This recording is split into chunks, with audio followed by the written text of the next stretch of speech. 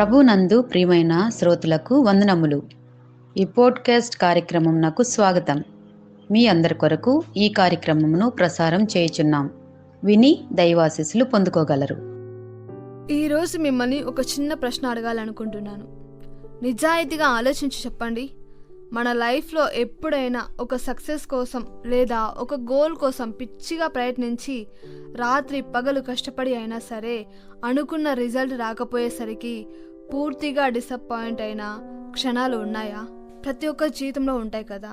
రూమ్లో ఒంటరిగా కూర్చొని అసలు నేను పడే కష్టానికి ఏమైనా వాల్యూ ఉందా? నా ప్రయత్నాలు ఎప్పటికైనా సక్సెస్ అవుతాయా?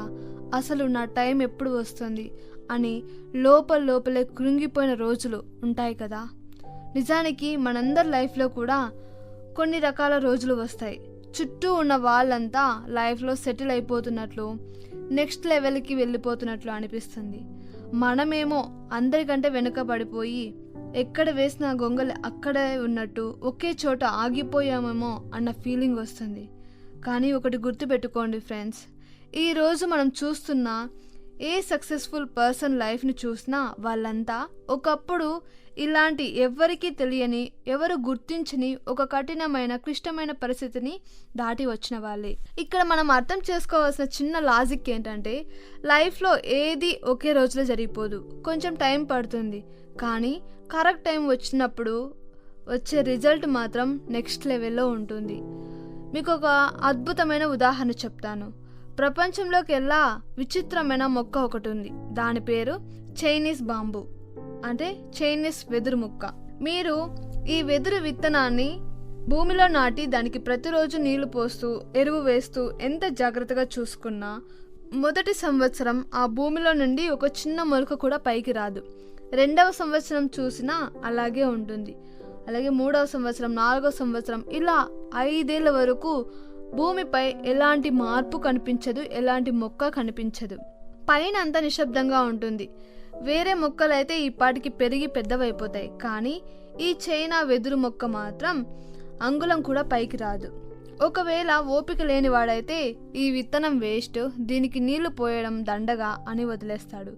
కానీ 5 ఏళ్లు నిండిన తర్వాత సరిగ్గా 6వ సంవత్సరంలో కేవలం 6 వారాల వ్యవధిలో ఆ వెదురు మొక్క ఏకంగా 90 అడుగుల ఎత్తుకు దూసుకుపోతుంది.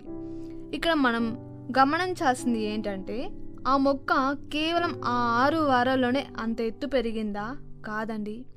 ఆ గడిచిన 5 ఏళ్ల నిశ్శబ్ద కాలంలో ఆ విత్తనం భూమి లోపల తన వేర్లను ఎంత బలంగా, ఎంత లోతుగా విస్తరించుకుంటూ వెళ్ళిందంటే, రేపు తను 90 అడుగుల ఎత్తు పెరిగినా, ఎంత పెద్ద తుఫాను వచ్చినా తట్టుకొని నిలబడేలా తనను తానే లోపల సిద్ధం చేసుకుంది. మన జీవితంలో కూడా నిరీక్షణ కాలం సరిగ్గా ఇలాంటిదే. భూమిలో నాటిన విత్తనం వెంటనే మొలకెత్తదు, కొంతకాలం బయటికి కనిపించదు, కానీ లోపల ఎదుగుతూనే ఉంటుంది. అలాగే మీ ప్రార్థనలకు సమాధానం రానప్పుడు, చుట్టూ అంతా నిశ్శబ్దంగా ఉన్నప్పుడు దేవుడు మీ జీవితంలో ఏమీ చేయడం లేదు అని అనుకోకండి. ఆయన కనిపించకుండా లోపల మీ వేర్లను బలపరుస్తున్నాడు.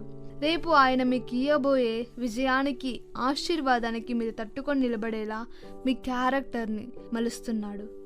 ఈరోజు మీరు అలాంటి ఒక నిరీక్షణ కాలంలో ఉంటే దయచేసి నిరుత్సాహపడకండి. ఎందుకంటే ఆయన చేసే కార్యాలు కంటికి కనపడవు, చెవికి వినపడవు, హృదయానికి గోచరం కానివి. ఒకటి మాత్రం గుర్తు పెట్టుకోండి, ఆలస్యం అంటే దేవుడు మిమ్మల్ని నిరాకరించినట్లు కాదు. దేవుడి సమయం వచ్చినప్పుడు ఆయన మీ జీవితంలో చేసే పని మీరు ఊహించిన దానికంటే, మీరు ప్రార్థించిన దానికంటే చాలా రెట్లు గొప్పదిగా ఉంటుంది. అది చైనా వెదురు మొక్కలా అందరినీ ఆశ్చర్యపరిచేలా పెద్దగా ఉంటుంది. కాబట్టి అధైర్యపడకండి, నమ్మండి, ప్రార్థించండి, ఆశతో ఎదురు చూడండి. God bless you. ఆమెన్.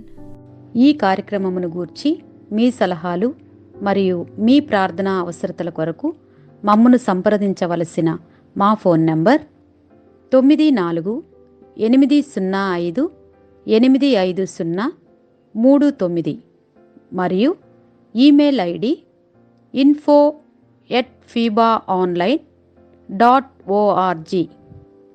మా ఫోన్ నంబర్ మరొకసారి 9480585039. Email ID info@fibaonline.org.